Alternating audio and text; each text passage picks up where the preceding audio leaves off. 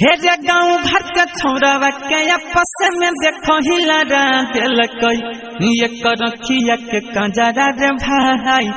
झगड़ा करा दिल कोई। हेलो राजेश रे हमर सुन रे सुन रे एगो बात बुझलिया की यारो की भेल से रो पहले तू बैठ ना तू पहले तू बैठ ना तब बतबै पहले बैठ ना। अच्छा ले बैठ गेले ले बोल की बात है हेरो भाई की कहियो बड़ जुलुम भ गेलो की भेल से रो हेरो भाई की बतैयो आज तोरा माल के बियाह भ रहल छौ की अरे यार की कहियो यार जेकरे खातिर जिए चलिए अबे हमरा छोड़ के दोसर से बियाह कर रहल छै।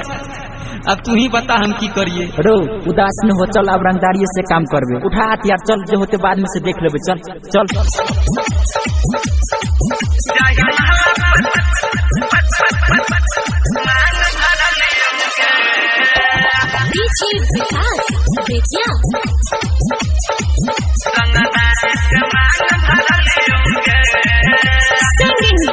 राजेश रंजन हमरा फिर दोसरा से करे छला शादी जिंदगी के हमरा के कके बर्बादी हमरा फिर दोसरा से करे छला शादी जिंदगी के हमरा के कके बर्बादी इही के तू बुझला छौरी हम नहीं जानलियो गे इही के तू बुझला छौरी हम नहीं जानलियो गे जाहि नाला पटे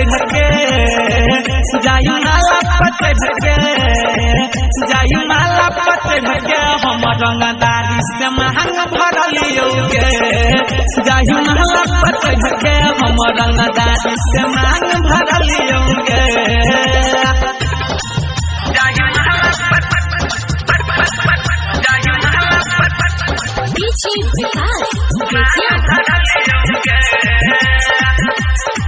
presented by Neeraj Nirala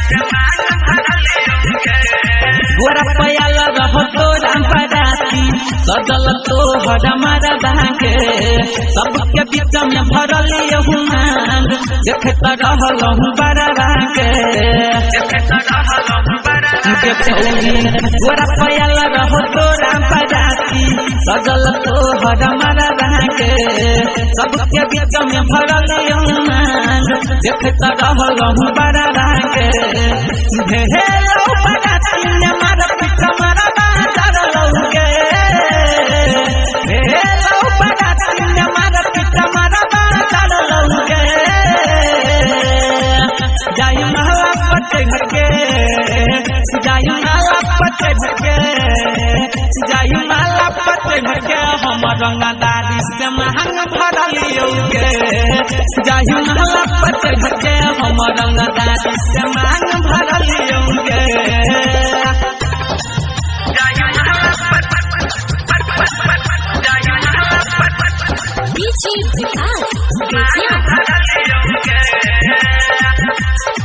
presented by Neeraj Nirala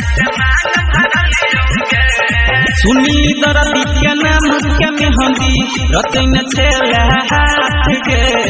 कर छेला कुमारे में छौरी राजेश रंजन से बात के छौरी सुनी दरदी के नाम के मेहंदी रतन छेला हाथ के कर छेला कुमारे में छौरी राजेश रंजन से बात के वही चौकिया हमारा राक्षस बदल कहूँगे वही चौकिया हमारा नीरस बदल कहूँगे जाहि महला पटे ढके जाहि महला पटे ढके जाहि महला पटे ढके हम रंगदारी से मांग भरलियो गे जाहि महला पटे ढके हम रंगदारी से मांग भरलियो गे आप बुझल ले मजा Virat music digital recording studio Yamuna.